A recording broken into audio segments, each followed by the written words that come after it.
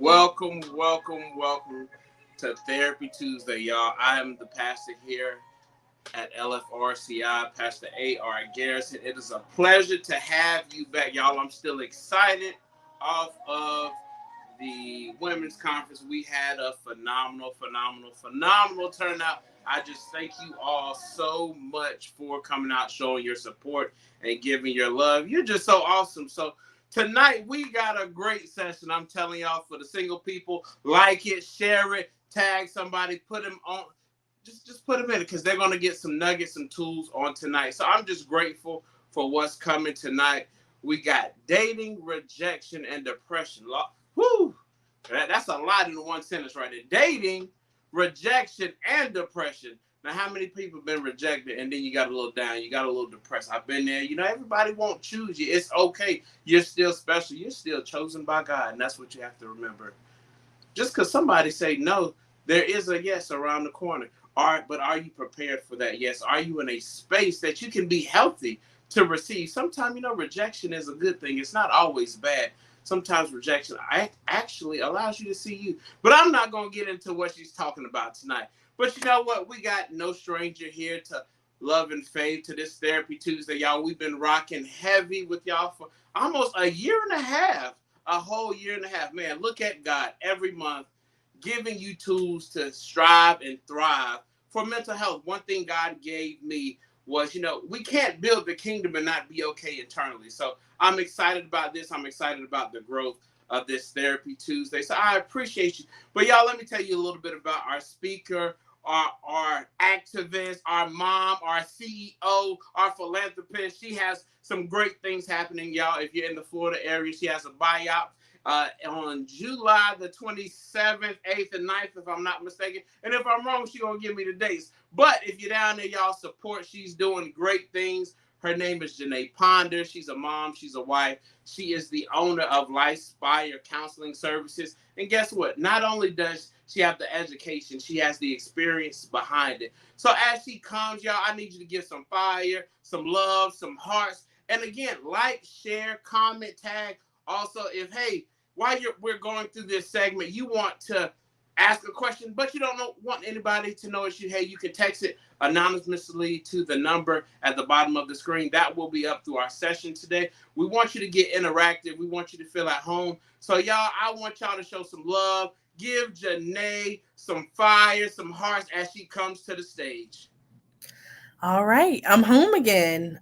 Today, we're talking about dating, rejection, and depression.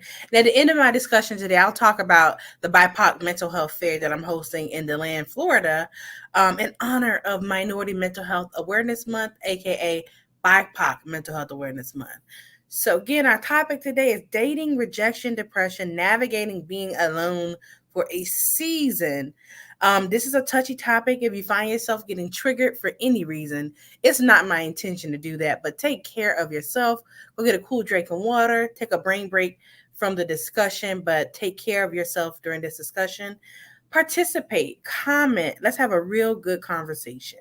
So, our objectives today, I want you to understand the history of dating and how it has evolved over time and how that evolution has impacted us socially. I want you to understand and recognize the social implications of modern dating practices. A lot of people don't realize that the way we date now is not how we dated 100 years ago, and that has changed our mental health around it. Identify the emotional and psychological impacts of rejection. And then the very last objective, learn effective coping strategies for dealing with rejection and being alone. So we're going to start right off with the history of dating. We've kind of saw some themes in dating. If you go way back when, dating used to be all about social alliance, not romantic love. So initially, people were not dating and connecting romantically with others. For love. It was all about, I would imagine, for some, it was for pleasure, but for the most part, it was for property and money and things like that. Then you moved into the romanticized view of love. So, but the romanticized view of love still was kind of coupled with the idea of social alliance or property or money or valuables. And then we move into the era where marriages and connection was pre-arranged. Um, and then there was a focus on personal compatibility. Now that was a whole new phenomenon when they got introduced. So now it's not about just love, but do you mesh with me? Do we fit together like a puzzle? And then commitment without immediate marriage. That was after all those wars. So having all that trauma going on, people not returning, the dynamic of relationships and marriage shift. People started going steady, as they call it. So they weren't really getting married, but they were in what we call now common law marriages.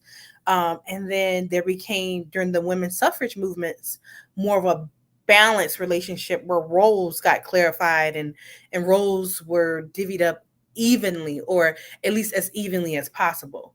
And now currently, and of course there are some phenomena that I skipped over, but we're in the digital age of dating. And a lot of times we don't understand the implications of living in a digital world and how that impacts how we're now in connection and relationship with other people. Not only has that impacted us individually, but it's impacted communities, neighborhoods, as well as dating and relationships. So, how has the digital age of dating impacted dating for you? This is where I want you to participate and have a good conversation with me.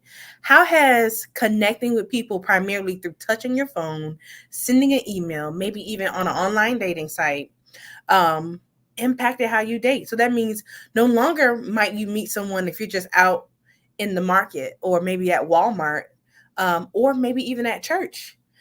You might just have to find somebody online. What if you're a person that really doesn't like being online? What if you're a person that's very skeptical or uncomfortable with meeting people online? So, how has the digital age of dating impacted dating for you, if it has at all?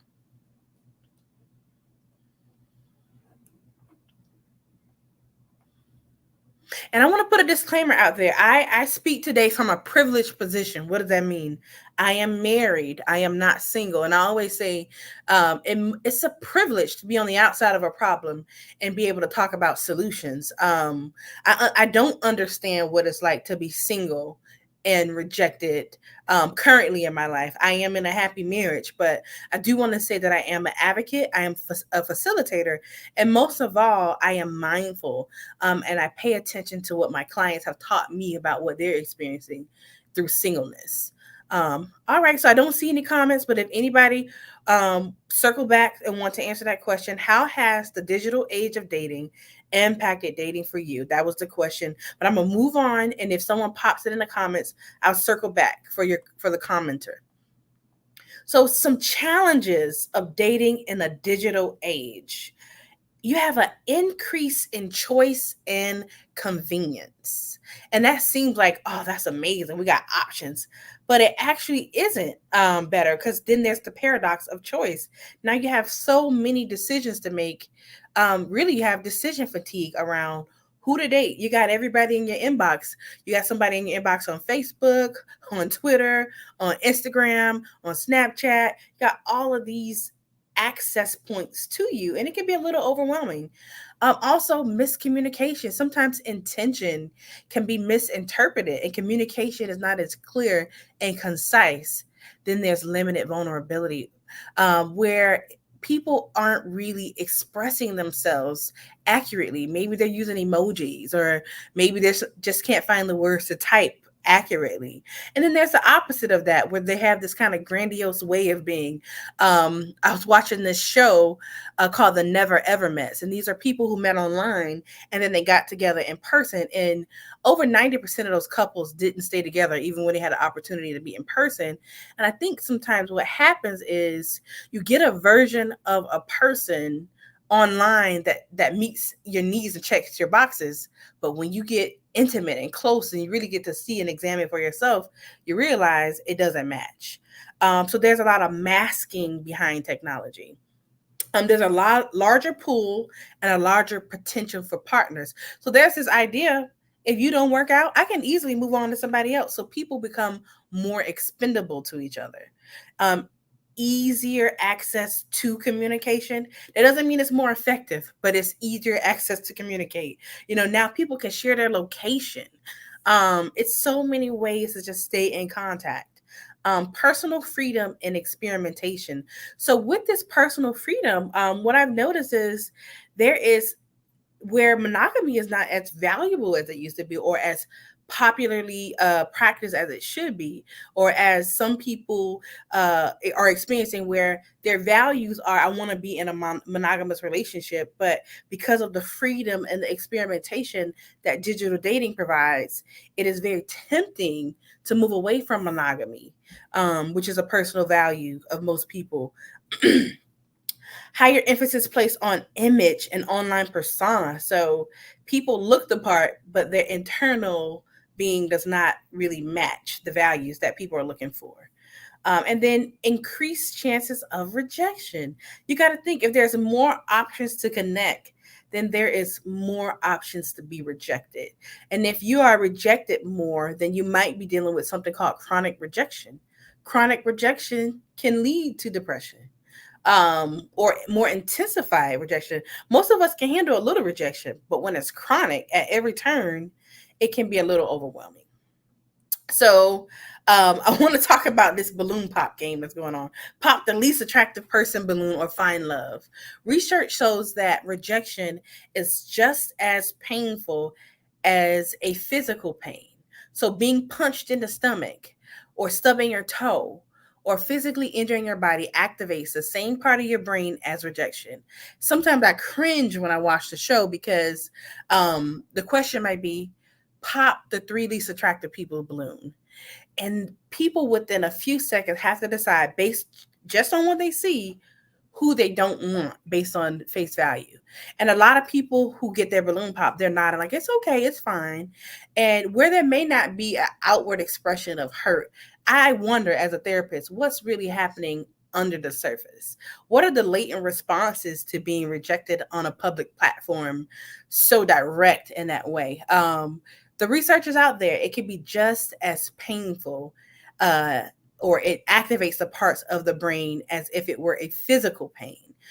So I'm just curious about the implications of how that type of rejection is impacting these people. So let's talk about rejection a little bit more. So why does it hurt so bad? There's a decrease in dopamine and serotonin.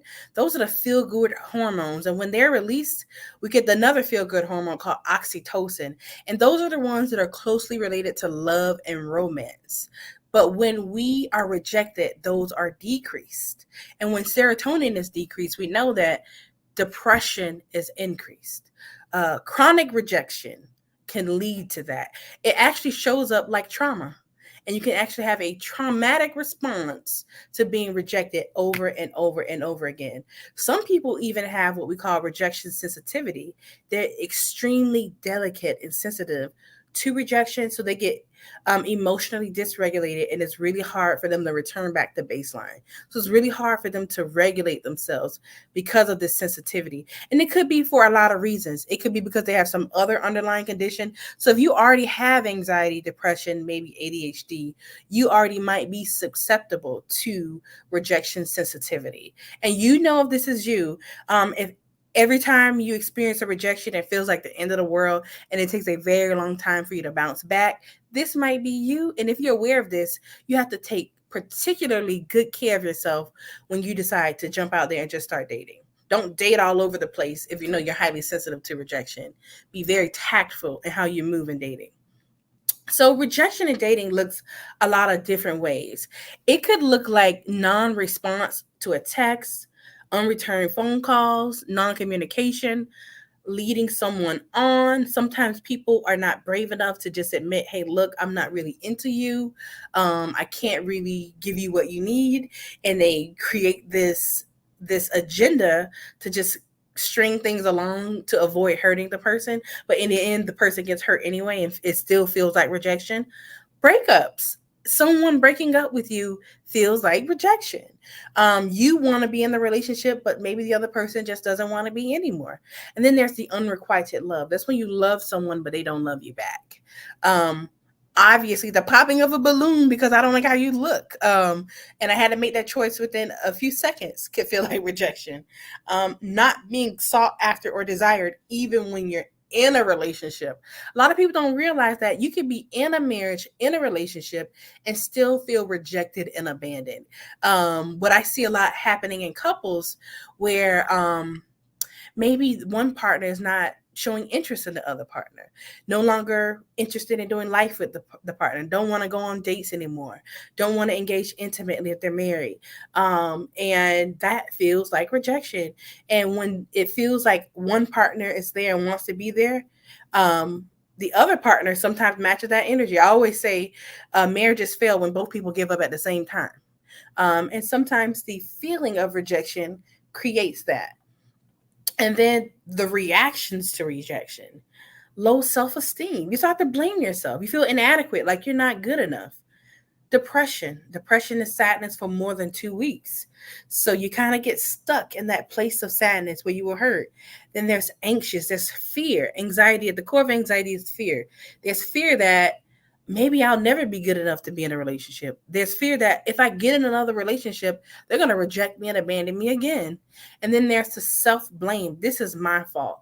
It's something that I did that caused this person not to like me. And then sometimes what happens is people will start to morph into what they think the other person is looking for, and it's unnatural. And then they start to resent them because they have to do things that are unnatural in order for them to like them, and it still doesn't work.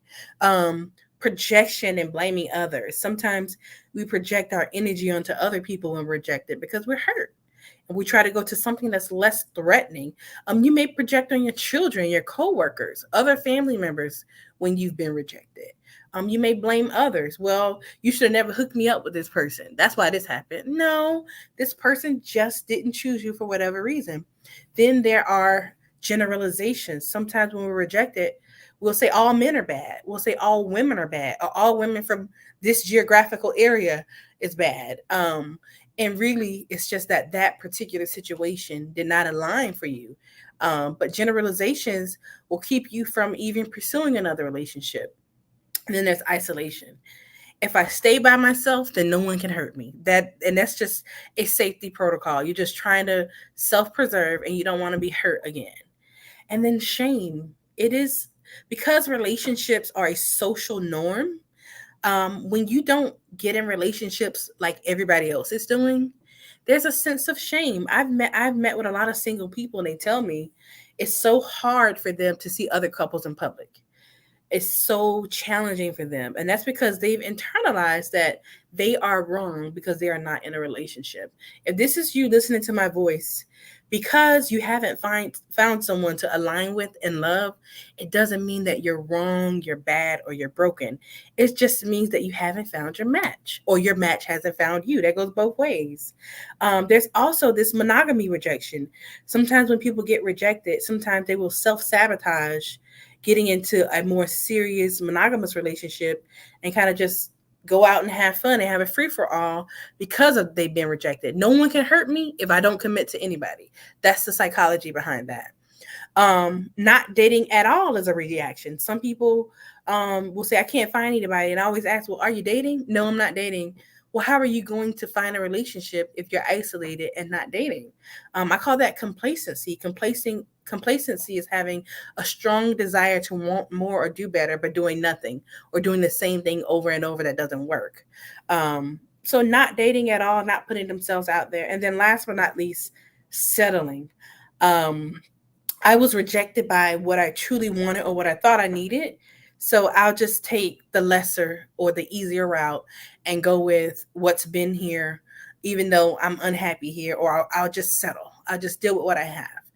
So those are some reactions to rejections. There are probably a whole lot more that I didn't touch on, but those are some of them. So if you're on with me, I have another question for you to just join in the conversation with me in the chat. What are some healthy ways that you yourself have coped with rejection? How have you coped with rejection? I know a very common way to cope with rejection is rebounding. And I personally don't see the issue with continuing to date to get over a past hurt, but just do it with mindfulness and do it with wisdom. Um, Acknowledge that It's not going to be a serious relationship. Acknowledge that you are still hurting and just do it with a little bit more precaution. But what are some healthy ways you yourself have coped with rejection?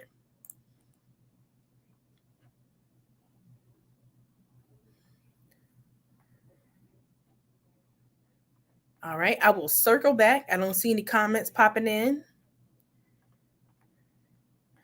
So, have you ever asked yourself, even after you had your heart broken, why can't I just stay single? I know I need to just get myself together, but there's always this urge pulling you to date or connect or to find love or just to be in a relationship. I want you to know that's very normal and very common. There's not something wrong with you, but this decision is based on feelings, not your values. Like you're so sad that you say I'm going to be single to protect myself. But you deep down inside, you do have a value to be in a relationship. You want to be in love. So you have your feelings fighting with your values. And that's really why you keep telling yourself you're going to be single. Honor your values. You want to be in a relationship. Just because you got your heart broken, that doesn't give you a license to give up on your values. Regroup, get some support, learn from your experience, and put yourself back out there so that way your life can align with your values. The brain is wired for connection and social bonds. We need socialization, we need connection, and we need bonding to be mentally balanced. Research shows that people who are in secure relationships and connections, they live longer. It has a positive impact on our overall health. There's a surge of positive emotions that happens when relationships work. So that dopamine, serotonin, and oxytocin is working, and we feel good. It's hard to stay single when you know if you have a good relationship, you're gonna feel good. So it's hard to deny yourself that. The need for romantic bonds is linked to survival and reproduction. So that means that being in relationship and in connection in that way is instinctual. You have an instinct to connect and be in love.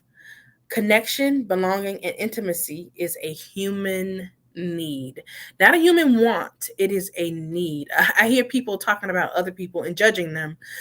This person always got to be in a relationship. We need connection, and I would encourage you to stop judging people um, just because they want to be in relationships. We all do. Sometimes we just don't have the right tools to identify a partner that aligns with our values, but it's totally normal. Actually, in Maslow's hierarchy of needs, we need to be in connection in order to thrive and live a life that's worth living. So I have a plan for success for you. So maybe you are somebody who has been in a relationship, you've tried multiple times, you've been rejected directly or indirectly.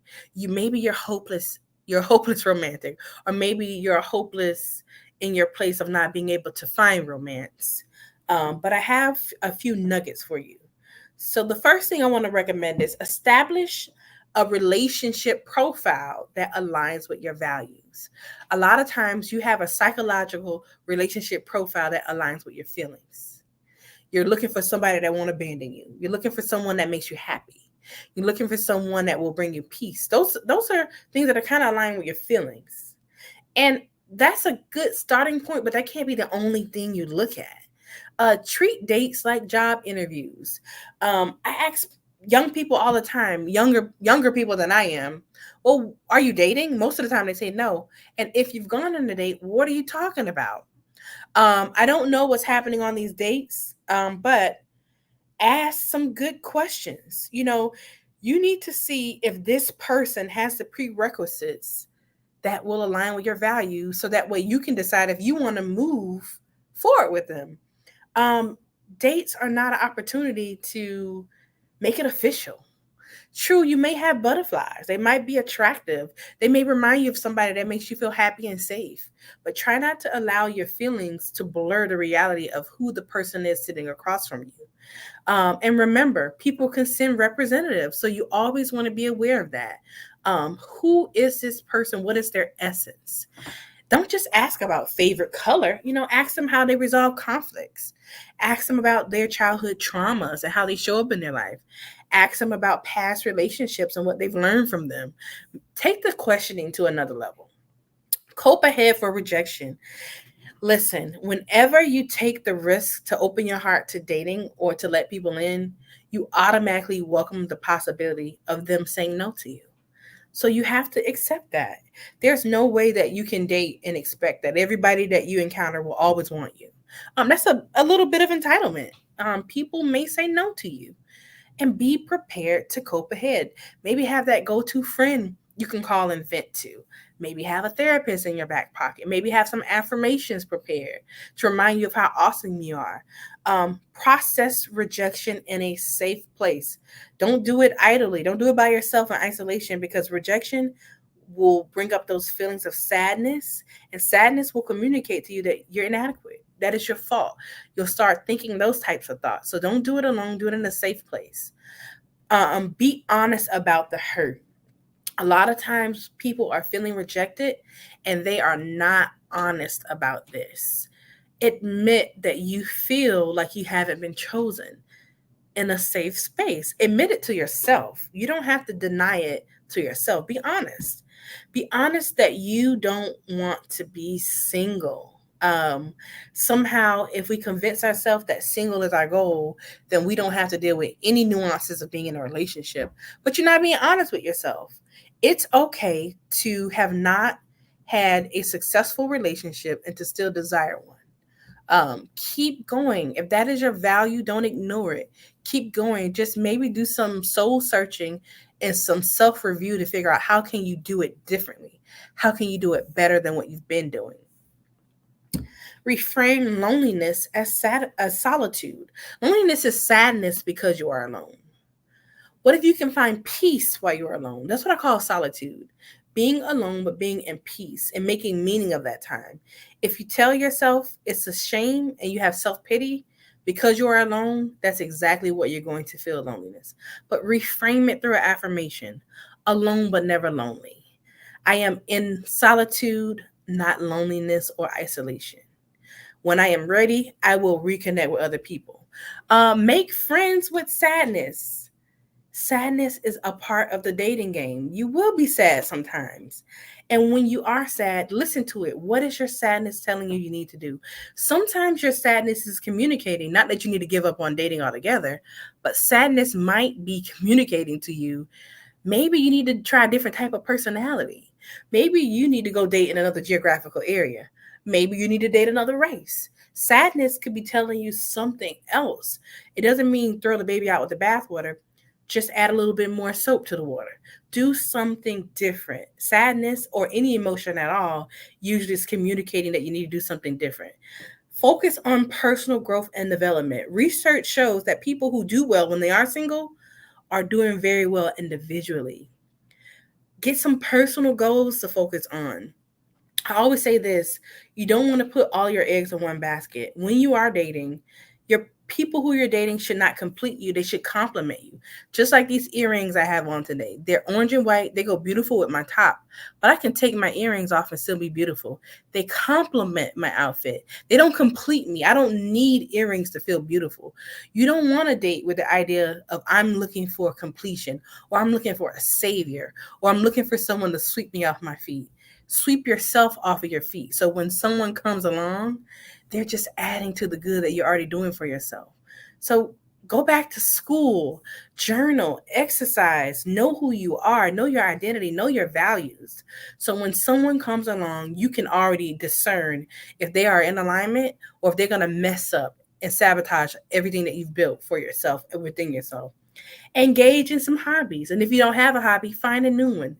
Learn how to sew, knit, play a musical instrument, try to do a marathon, do something new and challenging. Reframe rejection as evidence of being misaligned. Rejection doesn't mean something's wrong with you. Rejection means that you did not align with the other person. And this is what I always ask my clients: do you really want to be in connection or in a relationship with somebody that you don't align with? It really is God doing you a favor. Hey, Thank you for looking out. I would have rather known in the beginning that we were not in alignment than to know 2 years down the line, or after a marriage, or after children are involved. Rejection is a gift, and the gift is, you know, from the beginning that you don't align. A lot of times our feelings, we want to control things, we want to force people to fit and align with us, but that just doesn't work, and you have to honor that. Group therapy is really good for singles, because one, you're in a group of singles, you might find a date at group therapy, but group therapy is also good with singles, because you feel like you're not alone, like you're not an alien. um Individual therapy is also good, because maybe you need to dig a little deeper to figure out if there's something deeper happening there, maybe some trauma getting in the way. Maybe you have PTSD from some really bad situations, from previous relationships. The number one nugget I want to give you today, and I hope if you're listening to me, maybe you're in a place where you can take notes. Maybe you can take a picture of this slide that's up here. But I want to give you a partner profile exercise. I've actually done this with some of my clients, especially the ones that are struggling with rejection and finding a partner. We don't realize the value of sitting down and examining a situation. You need to really examine your dating life. What have you been doing that works? What have you been doing that doesn't work? So the very first step of this partner profile is reflect on your past relationships. Literally, if you have a whiteboard or a piece of paper, literally write down the first name of every person you've ever dated. Um, and then note what you've learned from each relationship, or what gift they gave you. Mindfulness doesn't live in the past. I don't want you to go back and relive the hurt that they brought you, but I do want you to go back and assess what you learned from them, because the learning is where the growth will happen, because you can apply what you learned to your new dating life or to your new relationship. So what did they teach you? And then identify the unsafe elements of that relationship. Identify aspects of each relationship that did not feel safe. Maybe there was a partner who raised their voice at you, or who called you a name, and that didn't feel safe. Write that down.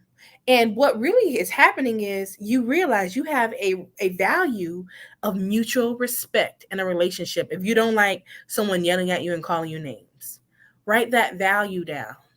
Maybe that might be a question you ask on the date. How are you with mutual respect? How are you when you feel violated, but you know it wasn't my intention? Will you still respect me even though you get a sense that I disrespected you? That's when you start asking the proper questions. Determine which of your values were not aligned with these unsafe elements. So once you write down the unsafety in each relationship, then figure out what value it didn't align with. Okay, raising a voice didn't align with my value of being respected. And that's why we were off here. That's why we didn't work. And write down these values: the value of respect, the value of being kind and tolerant, preferred behaviors. If you know you prefer a guy who's a handyman, who's hands on, put that down. And maybe you started to resent a partner because they weren't hands on. Maybe they prefer video games, and instead of you just leaving and finding someone who was more hands on, you constantly beat them up because they play video games. But no longer are we going to try to make people be what we need them to be. You will leave situations that do not align with your values, and you will vet and find the people who naturally do the things that make you feel safe, so now you don't have to do no changing. You already are with someone. And of course, no one is going to come with everything. We know that. But at least you can get more than what you've ever gotten out of a relationship, because now you're being more intentional. Write down your values, preferred behaviors, and preferred situations. And the next step you want to do is personal insights. Reflect on what each relationship taught you about yourself. Earlier, I said, what did it teach you? Now I want you to dig deeper, be introspective. What did being with this partner teach you about yourself? I can't handle people who don't know how to handle not raising their voice. I can't handle people who have bad tempers.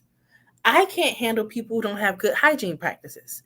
What did it teach you about you? And this is really important, because not only did you learn, but you also grew. And this is going to help you be more understanding of who you are and what you're needing. And then define your partner profile.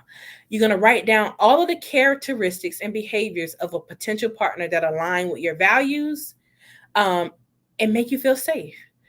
All this data, just write a list, just write things down, um, and use these insights to create a clear profile and maybe a set of questions that now you can use on a date.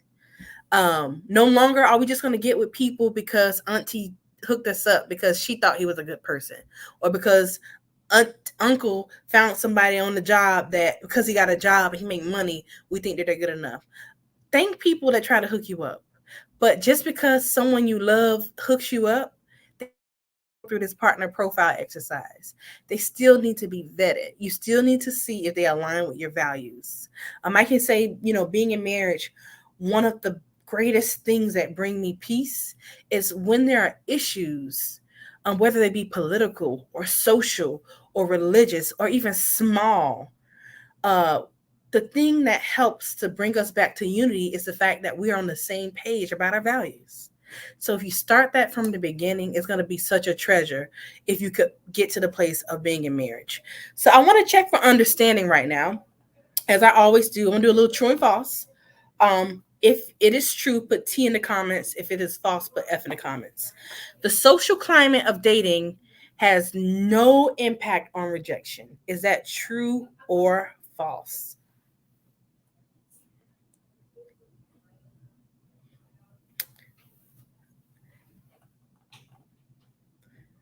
That is false.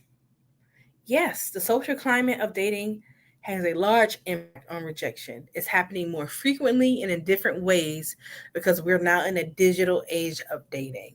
If we all focus on our image, online dating would be effective. Is that true or false? That is false. In fact, only focusing on your image can create a persona that's not really an authentic representation of who you are and what your values are, or who the person is that you're trying to date and what their values are. Rejection activates the same parts of the brain as physical pain.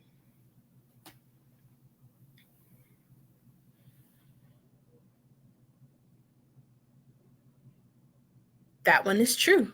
Rejection activates the same parts of the brain as physical pain. So anytime your brain and body senses that it's not chosen or you are being rejected, you have a reaction just as if it was pain, like stubbing your toe, getting punched in the stomach. And the very last one is a partner profile should be adhered to 100% and never changed. That's actually false, and I didn't give that one to you. I forgot. You don't want to adhere to your partner profile at 100%.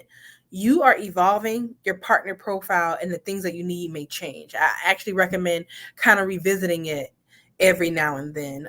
But be flexible with your partner profile. Make it's a reference point, not a guiding light. It's something that can be fluid and you can change it. So, as always, I just want to share some of my personal projects with you. I have Girl Dad Coloring Book on Amazon, Fearless Queens on Amazon. My therapist is Black Coloring Book. And these three coloring books are in the series Coloring Books for the Soul.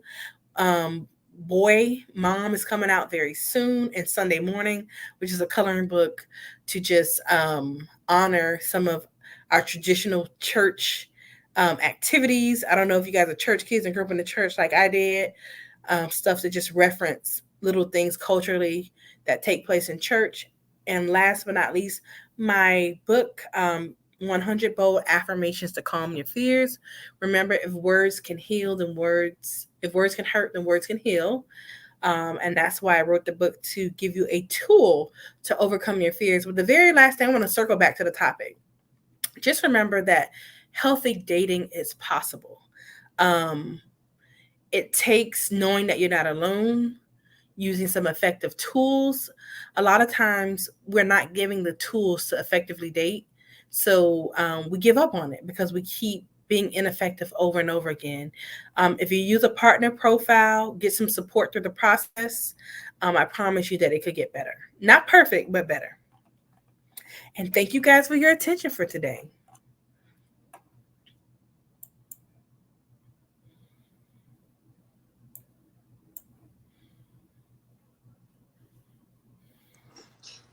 Janae, we did get a few questions to Okay.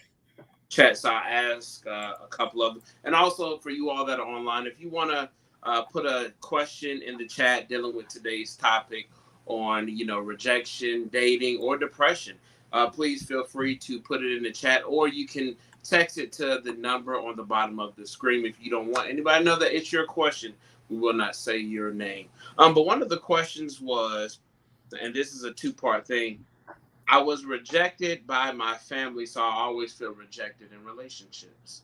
Mm, that definitely sounds like an internalization of not being selected. And so going through the proper steps to get the support you need to kind of uncode that and reprocess that. Like, there's a part of you that says, I'm going to be rejected everywhere I try to make connections, and that is not true. That's definitely trauma speaking to you in some way. So I would definitely EMDR therapy is good for unpacking trauma. Um, just maybe having a really in depth conversation about what that means for you, and also being rejected by family and parents is the worst type of rejection. It has the biggest sting because these are the people that are supposed to protect you and love you and accept you no matter what. So that type of rejection brings a whole nother set of issues, totally different from even dating rejection. And I would say definitely deal with that before you get in a relationship, especially if you want it to be something where you're not bringing in previous baggage into your new situation. Okay, our other question is, where do I give grace from when some of the person I'm dating values don't align with mine, since we are all flawed? That's two different things. So, not being in alignment with values doesn't mean that you're flawed. It means that you're different. And I think understanding that that's different. When I think of a flaw, I think of someone who doesn't have the skills that the situation requires. Um, Maybe there's something that you need that this person can't give you because they don't have the skills. Maybe they're dishonest. They don't have the skills to be honest because of shame. So they need to deal with that shame. But being flawed and not aligning with values can be the same thing, but can be different. So if they're dishonest, that sounds like they may not be in alignment with your values. And I'm just using this example. I don't know if that's the issue, but and if someone doesn't align with your values, I guess what you're asking is if they don't align with my values, should I give them grace? Okay, now I hear it now. Um, you have to be watchful and not fall into that potential trap. You know, a lot of times we will say, "Oh, maybe they'll start being honest if I just love them enough," and then you start loving them and giving them your all, and they still lying to you. So be aware of when it is a flaw that they are mindfully working on and getting better, and they're aware of it, so they're accountable and they're speaking the language and they're doing the work to do better versus rationalizing their behavior and covering it up and acting like it's nothing. So really look at the behavior that goes along with that misalignment. If they are doing the work and taking accountability, give them grace.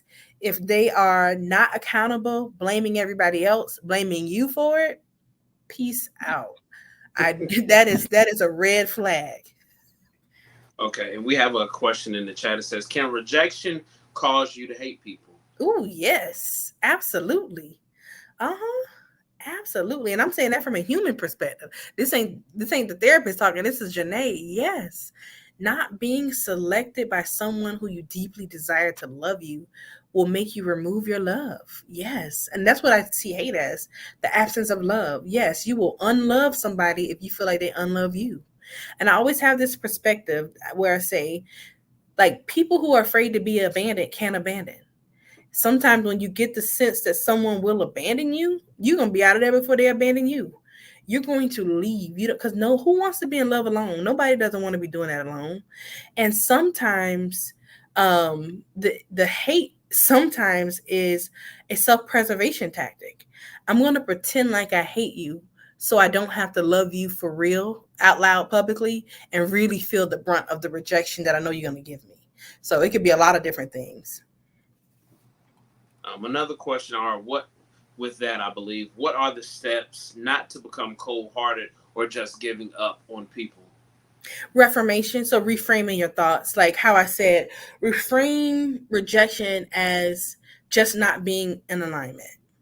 Do you really want to be in connection with someone who you don't align with? Do you really want to make the puzzle piece that doesn't fit because it feels good? Because a lot of times what feels good isn't always good. But you said some practical steps. Step one, recognize that there is a misalignment. Step two, reframe what you're telling yourself is the reason why there's a misalignment. Maybe you are blaming yourself, maybe you're blaming somebody else, but stick to the facts when you reframe it. We don't work well together because we are misaligned because. And then, third step, do something to take care of yourself. Um, Express that feeling in a healthy place or a safe space.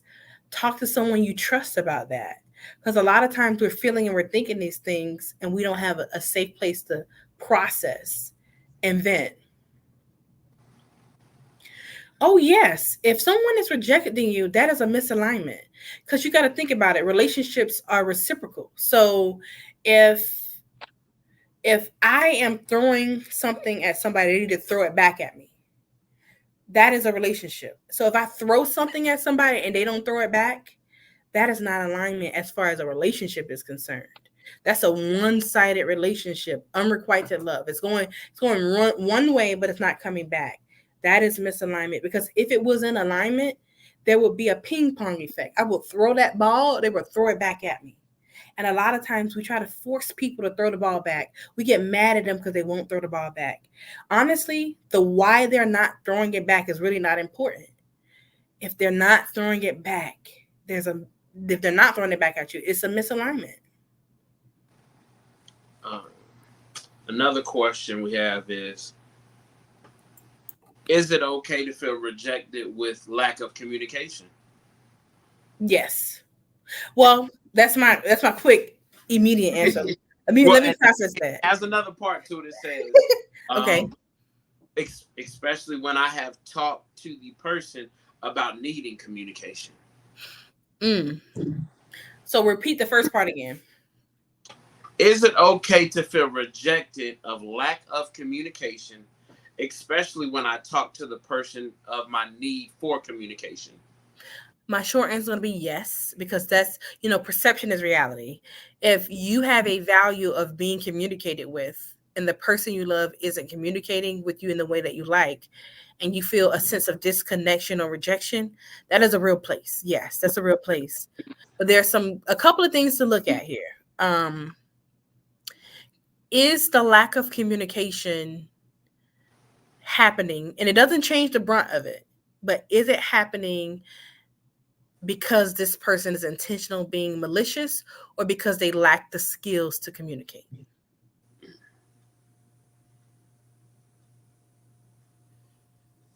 And that's what you have to ask yourself. Doesn't mean that you should be okay with them not communicating, but one of the biggest mindfulness skills I love to teach is we can't change people. Two things are going to happen. A couple of things are going to have to happen. You stay miserable, you leave the situation, or you radically accept that they cannot communicate with you in the way that makes you feel safe. I saw a meme a couple of months ago that said, people have the right to show up how they naturally are, and I have the right to decide if that's good enough for me. You may have to get to a place where if this person isn't changing, is it good enough for me? We have a comment in there that says, "What if it's both?" Because Both. we Be more communicate, specific. communicate on different. Say that again for me. Says, "What if it's both?" And then we all communicate on different levels. We do all communicate on different levels, but only you are the expert on what you need to feel safe. This is a very self-centered process. We can go around giving people grace all the time because of how they communicate with us and be totally okay with it. But I always look at the end result. And this is where therapy comes into play. It's not about how you feel, it's about, do the ends justify the means? If your goal is to be in a healthy relationship defined as someone who communicates effectively with you without you having to force it, if that's your end goal, but you're in a relationship that's totally opposite of your goal, then that's ineffective. That's ineffective. Now, you could continue to beat that person up, you could stay miserable, you could leave the situation, but we can't make people do anything. We can't change people. We could change ourselves. We could change the way we think about it. I'll be a little transparent. My husband is very quiet. I'm very talkative. In fact, talking invigorates me. But there was a point where I kind of slightly felt that way. And I had a little, I changed my perspective. This is who he is. A lot of times when we get in a relationship, especially in couples therapy, my couples come in and they think I am going to change their partner. When the truth of the matter is, you are going to change yourself. I changed the way I thought about my husband's lack or limited communication. So I didn't resent him. I turned that resentment into understanding. This is who he is. He's not communicating with me because he doesn't love me. He's not communicating with me because this is who he is. And I could fight trying to change him, or I can find peace in accepting him, or I can leave, or I can stay miserable. Those are my options. Uh, Another question is, how do I cope with rejection of feeling I was going to be with someone for a lifetime and it didn't work out due to me? So is this a feeling of rejection or a feeling of regret? It's a good question. That's the question. Sounds like regret. And if it is regret, that, just like you examine for the partner profile, sometimes you can examine what part of the problem is you when there's a breakup. Mm. I want to make sure I answer all the questions right, because there was a lot of comments, but I want to make sure the person, Donella, I want to make sure that she got her answer, all her questions answered.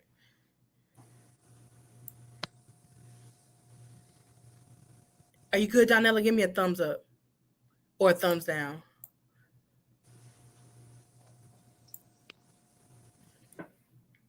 And then while we're waiting on her, another question.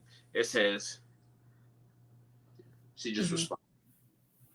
responded. Another question says, "How do I date?" And I've been out of the dating game for a while.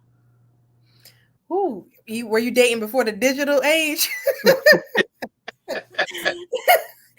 Okay.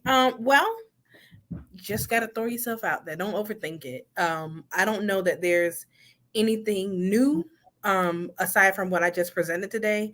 But if you were dating before the digital age, a new wave, not that you're interested in it, but a lot of people are doing online dating. I know some people are still skeptical and uncomfortable. There's a Christian dating site that a lot of people are using. A lot of women are using Bumble, and even be careful with the online dating. Again, people could type any kind of personality traits, they could say anything. You don't want to be bamboozled by what people are saying or their profile pictures. You want to pay attention to the essence of their character. How do they show up in intimate settings? Are they consistent? Do they do what they say? Do they say what they mean? Do they respect you? Are they good listeners? Do they align with your values, whatever they may be? Maybe you like peace. Maybe you're adventurous. Are they adventurers? And of course, you're not going to meet everyone who likes everything you like. That's not what alignment with values means. But you do want to make sure that there is a symmetry between what you need to feel safe and what they can give you. And that doesn't matter if you decide to do speed dating in person. A lot of cities have that now. Online dating, if someone who you is close to you hook you up with somebody, these strategies are consistent across the board. All right, this is a good question. I think we can both answer this or give some. It says, "How do I date without being looked at as something derogatory and being a Christian at the same time?" Ooh, that's hard. We can't control people's perception of us. Courting has been around for a while. And I do know that there are some phenomena of Christian dating, where there are accountability partners, they have some boundaries set in place. If it is a value of yours to date in a Christian way, then those are some of the strategies you may want to look into. I've seen accountability partners do things like if you hang out with the person late at night, there's another person that goes with them. I've seen things like not hanging out too late, so setting boundaries even on the time. If that's a value of yours, that's an option. Um, Other than that, um, date the best you can according to what you know to be true about God's word. You can also consult with a pastor about that, but people are going to judge you if you're not dating or if you are dating. So, this is where you just got to honor yourself and do what's best for you. Um, and maybe if you could detach what other people think about you in this process, you'll have a lot more energy to focus on the type of person you need to be dating in this process. And I'll just add that part of that, group settings, doing things as a group, because it's less likely for people to say anything. Granted, they will still talk. However, while you're dating, keep people out of your business, because guess what? It may not work, and that's okay. But if you're so excited, you're caught up in the euphoric moment of it, and oh, I'm dating such and such, and we're doing this, and then it doesn't work. Now you have somebody else. It's okay to date. It's okay to see what it is, because at the end of the day, especially if you're a woman dating, a man finds you. So if the right man doesn't find you and he leaves, you're still making yourself available. And men on the same thing. You can't have everybody out, in the open of what you're doing, because how are you being strategic? Are you looking for a wife? And if you're not, make that known, because again, people want to be valued. People want to have that consistency and understanding of what is your goal with me. Are we just trying to have a friendship, or are we working to build something long term? And I think Janae, you had said that early on. Letting it be known, like, what are we doing? Where are we going, or are we just going in a circle? Another question we just got is,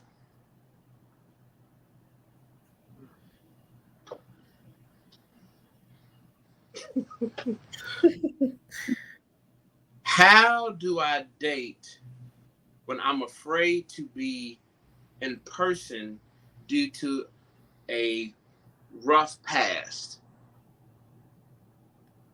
Oh, I think I hear that. I hear what's not being said there. Yes.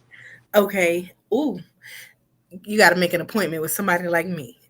Because putting yourself in a situation where you're unsafe is not going to do well at all. So, um, learning how to disarm yourself um, in-person settings, and maybe even setting some of those boundaries, maybe a group setting like what you shared, where you're not alone. Um, Maybe online.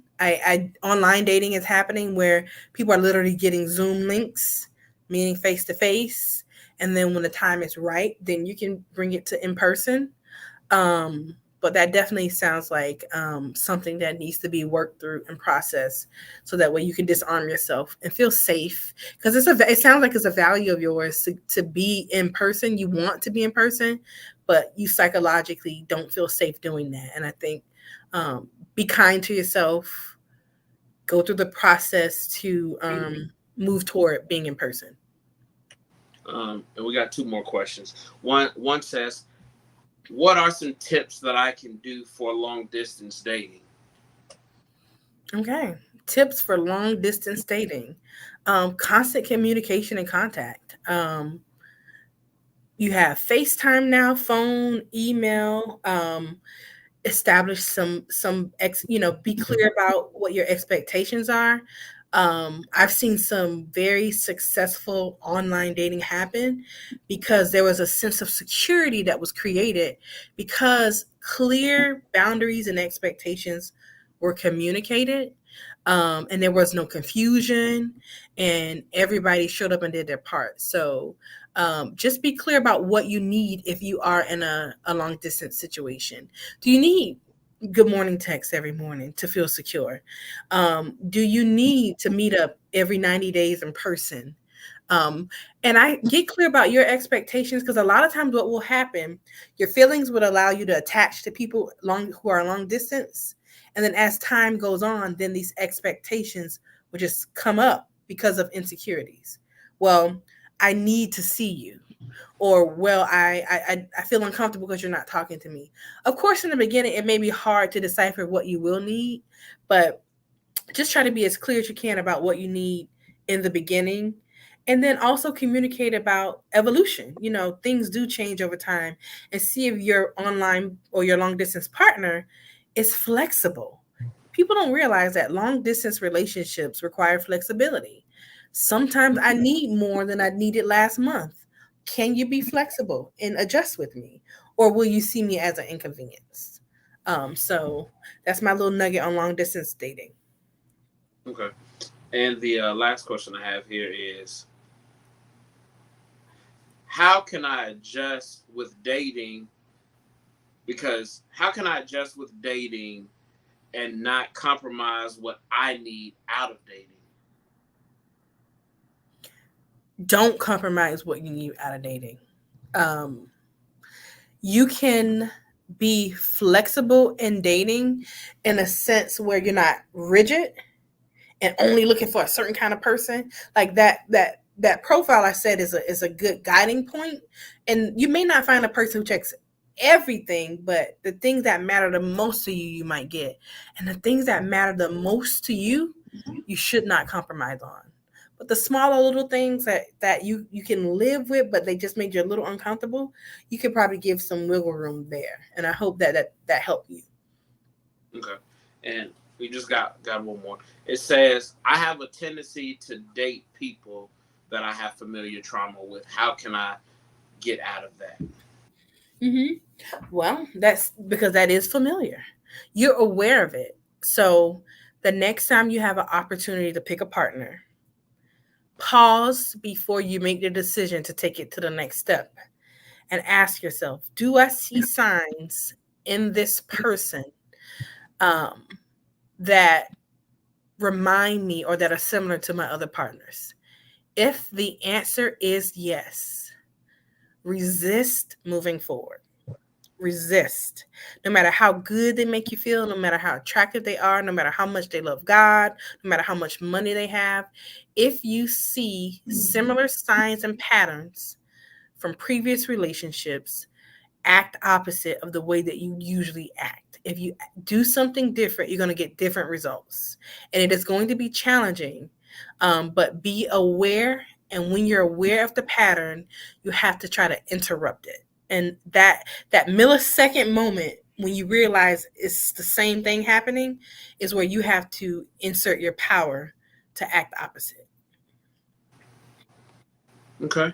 And that is our questions for tonight. Janae, I appreciate you. Y'all, can we put some claps, some hearts? If you got some nuggets, some value, some tips or tools, and again, if you're needing services of Janae, you like what she said, or there's some things that she said to you, like, yo, I need a therapist, I need a counselor. You can go to lifesparkcounseling.com or reach out to 386-400-3100. As well as if you got a question from tonight and you want to go back and ask, send her a message and just say, hey, I heard what you said and I got some questions. So, Janae, we appreciate you as always. Thank you for being a blessing and always coming with tools to inspire, to uplift, and to help a generation that's in need. Because Lord knows you taught some things tonight.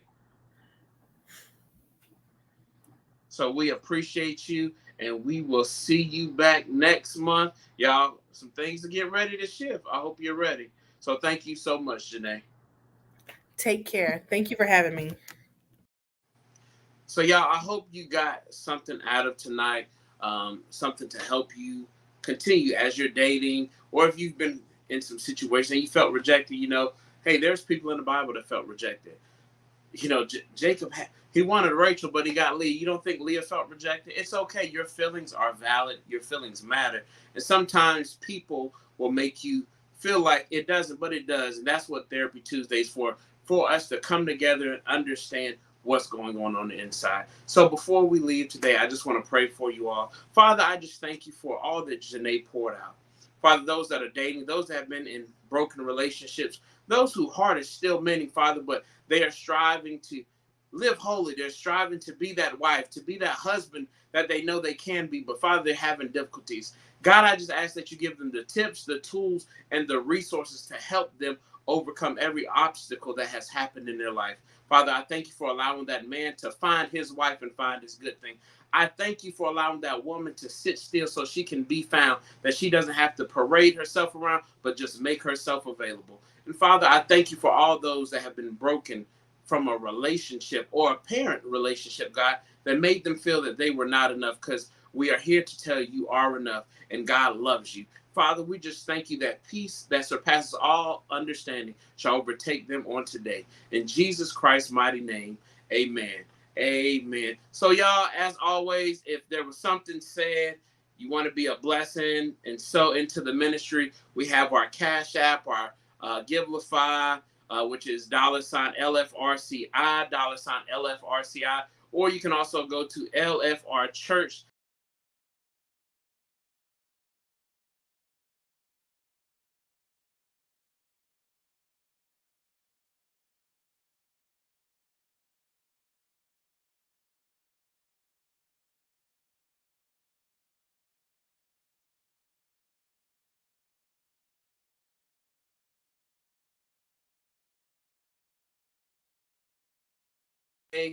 um, and at 7:30, and we asked that, hey, you come out. I'm doing a teaching on leadership this week, so I'm excited about what God is doing here. And again, let me just say thank you, thank you, thank you for the support that we have been getting.